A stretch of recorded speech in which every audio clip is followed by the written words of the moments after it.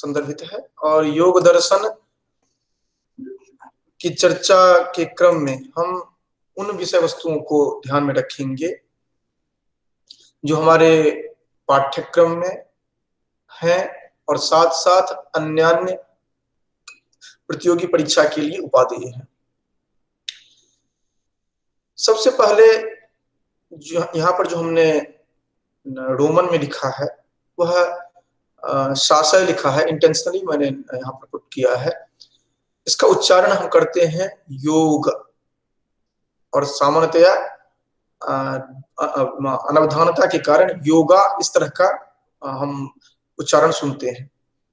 जो इस तरह उच्चारण करते हैं उनकी भी गलती नहीं होती है, क्योंकि वो लास्ट में अर्थात योग पद के अंत में देखते हैं ए, और ए का अभिप्राय वो लेते हैं आ। वो ये नहीं समझ पाते हैं कि यहाँ पर स्वर जो दिया गया है वो ग वर्ण के साथ ही जुड़ा हुआ है, इसलिए योग पद का ही प्रयोग करें, योगा ने कुछ नहीं होता है ना।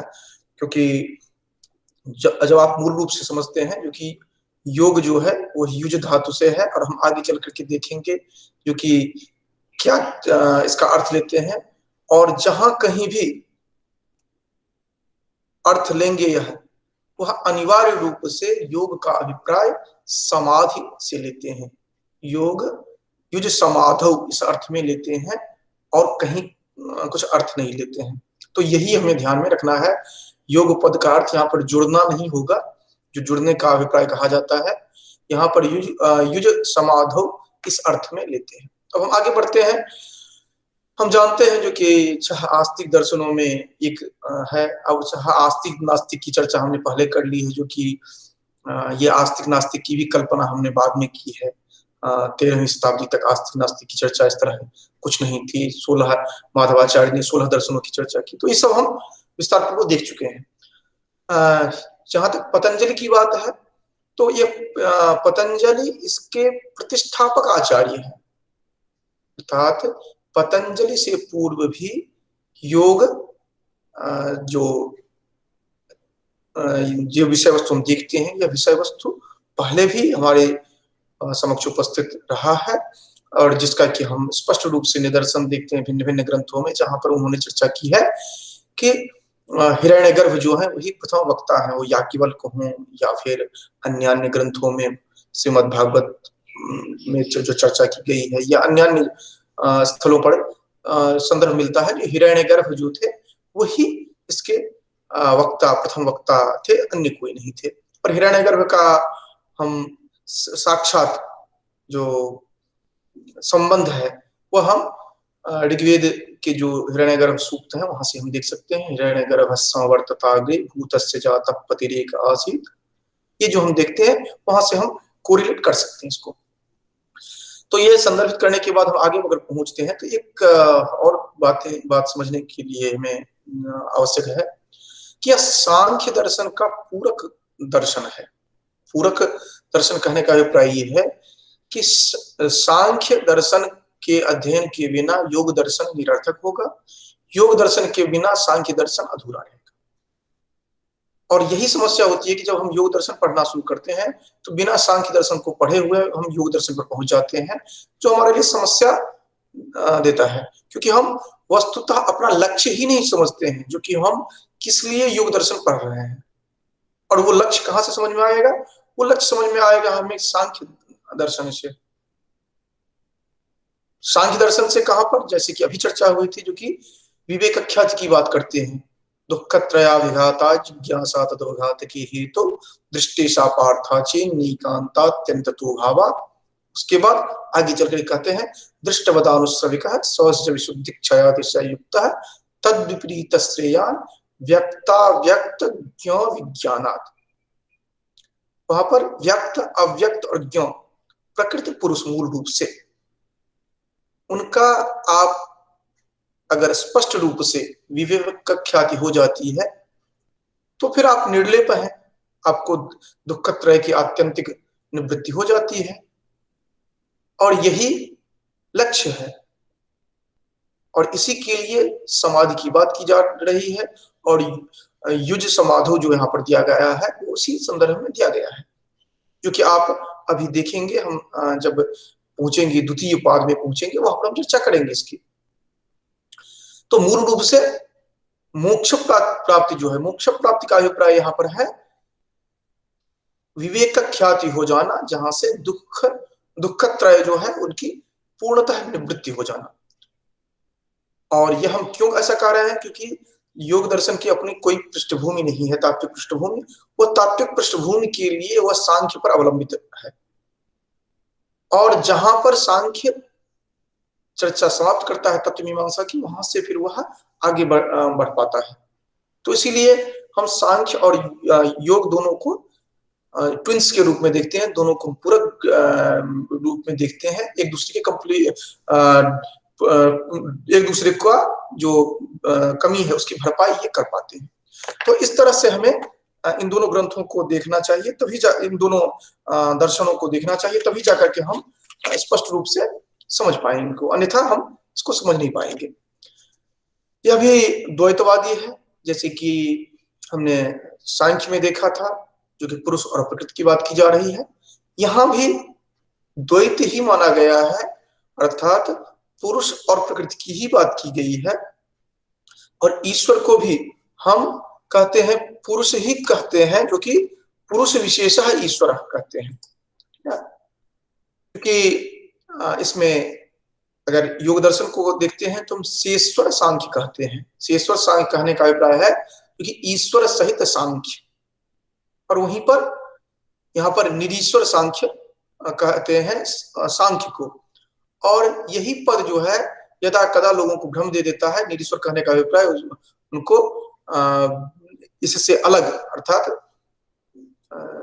यह जो हम कहते हैं, जो कि ये दो ये आस्तिक और नास्तिक में आते हैं, तो नास्तिक भी हम समझ लेते हैं कभी कभार। ये इस तरह की व्याख्या नहीं करना है। सांख्य निरीश्वर है, लेकिन वह किस दृष्टि से निरीश्वर है, क्योंकि वहां पर जिस पुरुष विशेष ईश्वर की बात योग कर रहा है, वह सांख्य नहीं कर रहा है इस दृष्टि से। तो इसमें किसी तरह से कंफ्यूजन नहीं होना चाहिए। योग सूत्र, जो पातंजल योग सूत्र जो देख रहे हैं, यही योग दर्शन का मूलभूत ग्रंथ है। और यह हम जानते हैं कि इसका अनुवाद भिन्न भिन्न भाषाओं में हुआ है, भारतीय भाषाओं में और पाश्चात्य भाषाओं में भी इसका अनुवाद हुआ है। और यह सामान्य रूप से इसका प्रचलन बहुत अधिक नहीं रहा, क्योंकि यह सैद्धांतिक रूप से ही चलन में रहा। हालांकि जितने भी दर्शन संप्रदाय हैं, वो आप बुद्धिस्ट स्कूल में जाएं या अन्य जितने भी हैं, वहां पर किसी न किसी रूप में आप योग के जो संदर्भ हैं, योग के जो तत्व हैं, योग के जो अवधारणा है, उसे आप देखेंगे। चाहे आप जहां भी जाएं, आप तंत्र में जाएं या अन्य जहां कहीं भी जाएं, वहां पर आप देखेंगे।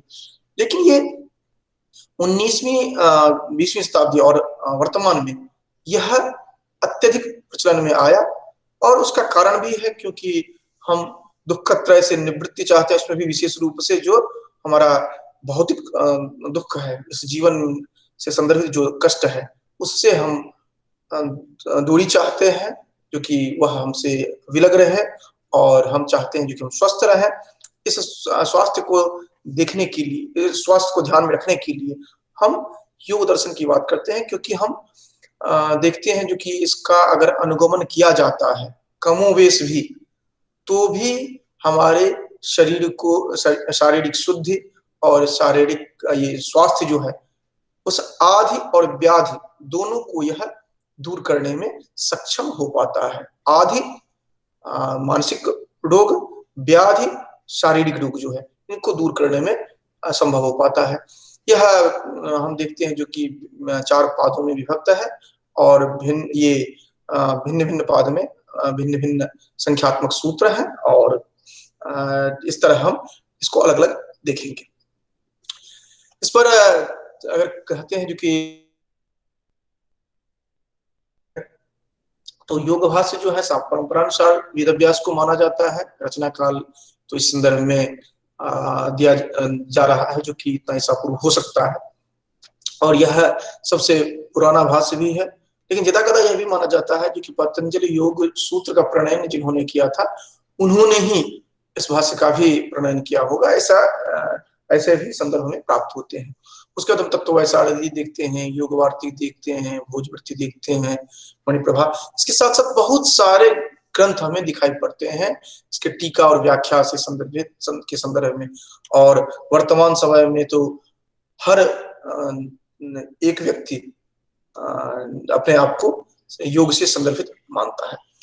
अब हम आते हैं, क्योंकि जब हम अध्ययन करने लगते हैं या योग के संदर्भ में कहीं आगे बढ़ने लगते हैं, तो अनिवार्य रूप से है जो कि हम कोई भी दर्शन संप्रदाय में जाएं, कोई भी डिसिप्लिन में हम अपनी पैठ बनाएं, उससे पहले होता है, जरूरी है कि उसके पृष्ठभूमि को देखें। तो हमने पृष्ठभूमि देख ली, और उसके बाद उसके मूलभूत ग्रंथ को, तो मैं मूलभूत ग्रंथ को कैसे आप देखें, कैसे आप कोरिलेट करें, कैसे एक दूसरे से संबद्ध करें, यह यहाँ पर हम दिखाने का प्रयास हमने अपने बहुत ही पुराने नोट्स थे उसको आधार मान करके हमने दिखाने का यहाँ पर प्रयास किया। यद्यपि इसको डायग्राम में हमें बनाना है, लेकिन समयाभाव के कारण मैं नहीं बना पाया हूँ अभी तक। लेकिन ये मैं एक आपके समक्ष प्रस्तुत कर रहा हूँ। इसके अतिरिक्त कार्य आप स्वयं भी कर सकते हैं। हम प्रारंभ हमने किया था जो कि अथ योगानुशासन, हमने पहले बताया था जो कि है यहाँ पर चार पादों में विभक्त है। तो समाधि पाद जो है अथ योगानुशासन, वहीं से प्रारंभ है। और हम एक एक करके सूत्र के अर्थों पर नहीं जाएंगे, नहीं तो अथ का क्या अभिप्राय है, योग का अभिप्राय क्या है, अनुशासन का क्या अभिप्राय है, इन सभी एक एक पद की व्याख्या आवश्यक हो जाती है। तो हम उसके विस्तार में नहीं जाते हैं, क्योंकि जब हम तत्त कक्षाओं में जाएंगे तो वहां पर जाकर के हम चर्चा करेंगे उस तरह। अभी हम केवल आउटलाइन देखते हैं, और उसके साथ साथ सामान्य रूप से अर्थात सिंहावलोकन कहा जाए या विहंगावलोकन, ये हम देखने का प्रयास करते हैं। तो यहाँ पर हम देख रहे थे जो कि योगश्चित्त वृत्ति निरोध, यहाँ पर हमने चार्ट भी दे दिया है ताकि आपको सहज रहेगा। प्रथम था योग अथ योगानुशासन, उसके बाद है योगश्चित्त वृत्ति निरोध। तो योगश्चित्त वृत्ति निरोध जो है यहीं से हमने प्रारंभ किया है, क्योंकि योग चित्त वृत्ति निरोध है। आप देखेंगे क्या कि एक सूत्र जो है वह दूसरे सूत्र से, दूसरा सूत्र जो है तीसरे सूत्र से, या माला के भांति, गार्लैंड की भांति आप देखेंगे जो कि यह अनुस्यूत है। ऐसा नहीं है कि एक सूत्र कह दिया गया और दूसरा सूत्र जो है उससे कोई वास्ता ना हो। अब देखिए योगश्चित्त वृत्ति निरोध है, फिर आप वृत्ति जो है उसको आप देखते हैं, वृत्ति कितने हैं, क्लिष्ट अक्लिष्ट, ठीक। और उसके मध्य जितनी भी चर्चाएं की गई है, क्योंकि अथ योगानुशासनम योगश्चित्त वृत्ति निरोधः तदा दृष्टु स्वरूपे अवस्थानम, जब यह पूर्णतः आप इस स्थिति में पहुंच जाते हैं, चित्त वृत्ति निरोध की स्थिति में, तब जो दृष्टा है, साक्षी है, कर्ता है, भोक्ता है, वह अपने स्वरूप में, अपने रूप में उसकी अवस्थिति हो जाती है, जो लक्ष्य होता है। और ये आप देखेंगे इसी से फिर आगे जो हम चर्चा प्रारंभ करते हैं, जो कि मूल रूप से जो योग की बात आजकल की जाती है, ये डायरेक्ट यहां से जंप करते हैं और आ जाते हैं दूसरे पाद में। जैसे यहाँ पर कहा गया तदा दृष्टु स्वरूपे अवस्थानम, और यहाँ से डायरेक्ट यहाँ पर पहुंचते हैं, और तस्य हेतु अविद्या, और यहाँ पर हानोपाय की चर्चा करते हुए ये योगानुष्ठान की बात करते हैं, और यम नियम आसन यहाँ प्रारंभ हो जाते हैं। और बीच वाला जो ये इतना है, इसको लगभग निगीर्ण कर लिया जाता है अधिकांश व्याख्यानों में, जो आप देखते होंगे। तो हमें जब हम चर्चा करें तो अनिवार्य रूप से आपको ध्यान रखना है कि हम योग दर्शन को उस दृष्टि से देखें, और एक एक सूत्र को देख करके तब आगे चल करके चर्चा करें। हम यहाँ पर संक्षेप में, क्योंकि हमें आना है यहाँ पर, इस जगह पर पहुंचना है, यम नियम आसन यहाँ पर पहुंचना है, इससे अष्टांग योग पर पहुंचना है। तो इसीलिए हम इससे पहले वाले जितने भी हैं उनको हम संक्षेप में यहाँ पर चर्चा करने के लिए इन सभी जो चार्ट हैं इनको मैंने प्रस्तुत किया है। तो अब देख रहे हैं योगश्चित्त वृत्ति निरोध है। अब वृत्ति की चर्चा की, क्योंकि वृत्ति पद आया है यहाँ पर, तो वृत्ति की चर्चा करना पड़ेगा, चित्त की चर्चा करना पड़ेगा, निरोध की चर्चा करेंगे। तो वृत्ति को देखते हैं, तो वृत्ति क्लिष्ट अक्लिष्ट दृष्टि से 5 बताते हैं। अब जब वो 5 बता दिए, फिर उनको अलग अलग देखते हैं, प्रमाण, विपर्य, विकल्प, निद्रा एवं स्मृति। फिर प्रमाण क्या है, तो उसके लिए हम प्रमाण को देखते हैं। फिर प्रमाण कौन कौन है, तो उसकी चर्चा की गई है मध्य में। फिर विपर्य क्या है, इसको बताया गया है। विकल्प क्या है, इसको बताया गया है। निद्रा क्या है, इसको बताया गया है। स्मृति क्या है, इसको बताया गया है। ठीक। अब उसके बाद प्रमा पर जब चर्चा करते हैं, तो प्रमा को स्पष्ट किया गया है उसमें। फिर यहाँ सब जब पूरा चर्चा कर लेते हैं, उसके बाद कहते हैं जो कि निरोध को बता रहे हैं। तो निरोध कर रहे हैं कि निरोध कैसे संभव है, तो अभ्यास वैराग्याभ्याम तन निरोध। इस चित्तवृत्ति का निरोध जो होगा वो कैसे होगा, अभ्यास और वैराग्य के द्वारा। फिर आप देखते हैं यहाँ पर आकर के, जो कि यही इसी निरोध की बात यहाँ पर कर रहे हैं, क्योंकि अभ्यास और वैराग्य से। अब अभ्यास किस स्थिति में, अभ्यास किस अभ्यास की बात की जा रही है। उसके बाद वैराग्य क्या है, तो वैराग्य को बताए हैं। और वैराग्य को बताने के बाद तन निरोध, उसका निरोध होगा। वो निरोध जो स्थिति होगी वह कौन सी स्थिति होगी, तो संप्रज्ञात समाधि की बात करते हैं। उसके अतिरिक्त जो संस्कार शेष के रूप में बचा रहेगा, वह असंप्रज्ञात समाधि के रूप में हम देखेंगे उसको।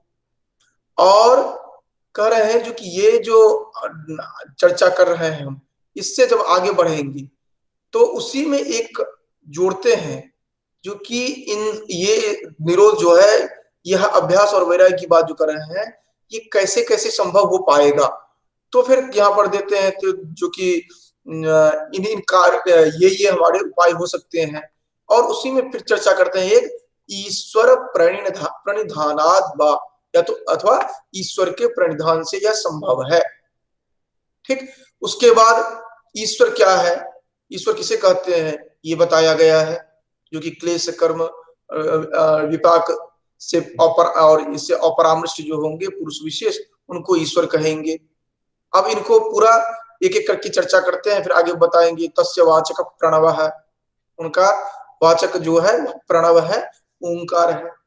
अब आप इसको कोरिलेट करिए, जब भी हम योग की चर्चा करते हैं तो यहीं पर आकर के प्रारंभ करते हैं, जो कि यहाँ हम ओम का जप करें, या ओमकार का जो उच्चारण करें।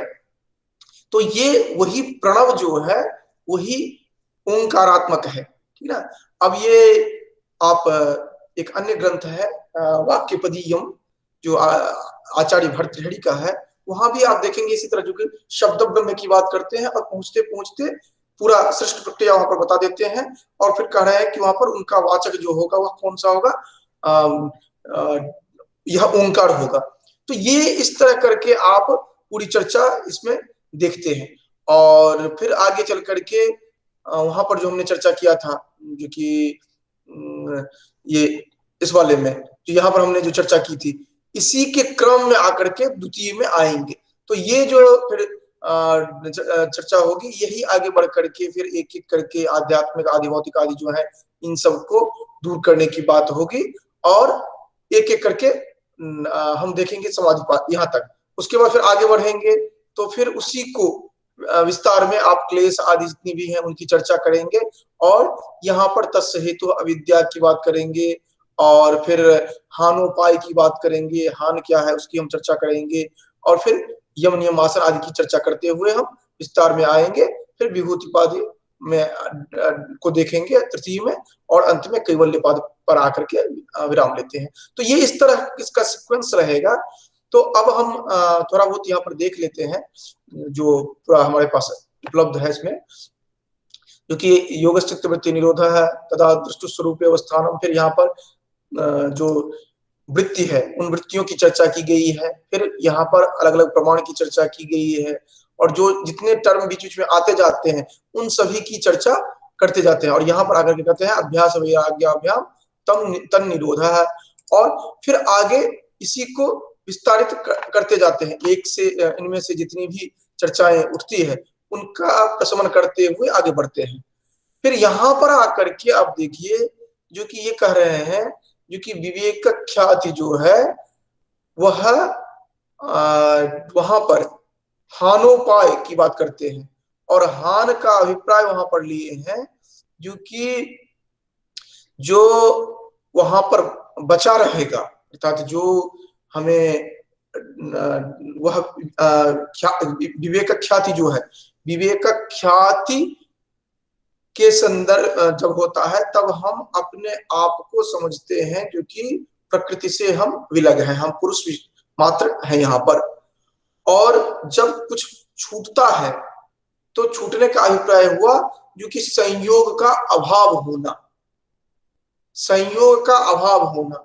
वह संयोग का अभाव होना जो है वही होगा जो कि हान, अर्थात पुरुष प्रकृति से इंडल्ज है, अर्थात उससे जुड़ा हुआ है, वह अपने आप को समझ रहा है कि हम प्रकृति से लिप्त हैं। लेकिन जब उसको विवेक ख्याति होता है, समझ में आ जाता है कि नहीं ये अलग है मैं अलग हूं, तो प्रकृति उससे छूटती है, अलग जाती है। तो वह छूटती जो है, छूटने का अभिप्राय क्या हुआ? संयोग का समाप्त होना, संयोग का अवसान होना, संयोग का खत्म होना। उसी के लिए यहाँ पर टर्म के प्रयोग किया गया हान, और उसी के लिए इसी संदर्भ में कह रहे हैं क्योंकि हानोपाय बता रहे हैं, हान का उपाय बता रहे हैं। वो हान कैसे होगा, तो उसके लिए फिर कहते हैं कि यह स्थिति प्रज्ञा की स्थिति में होती है, और यह हान कैसे होगा, तो उसके लिए बता रहे हैं कि योगानुष्ठान आदि जो है उनके माध्यम से हो सकता है। और वहां पर आकर के यम नियम आसन प्राणायाम प्रत्याहार धारणा ध्यान समाधि ये अष्टांग जो है इनकी चर्चा करते हैं, और फिर उसी को फिर विस्तारित करते हैं जो कि यम क्या है, ये देख रहे हैं आप, यम क्या है, फिर नियम क्या है, एक एक करके आप उसी का विस्तार आप देखेंगे आगे के सूत्रों में। यम क्या है, नियम क्या है, आसन क्या है, प्राणायाम क्या है, प्रत्याहार क्या है, धारणा क्या है, ध्यान का क्या है, और समाधि क्या है। ये पूरा एक एक करके ये चर्चा करते हैं। जैसे यहाँ पर आप देखेंगे, लास्ट तक देखेंगे जो कि एक एक इन सब की चर्चा इन्होंने किया है। क्योंकि हानोपाय है, अब हानोपाय के लिए ये बताते हैं क्योंकि हानि का उपाय इसमें की धारणा ध्यान समाधि जो है इनको साक्षात या अंतरंग मानते हैं कारण।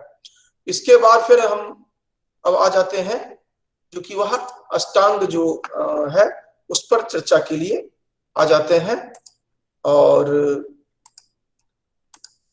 अभी तक जो चर्चा हुई है उसमें जो प्रश्न है वो आप 5 मिनट में रखेंगे, उसके बाद फिर आगे बढ़ेंगे।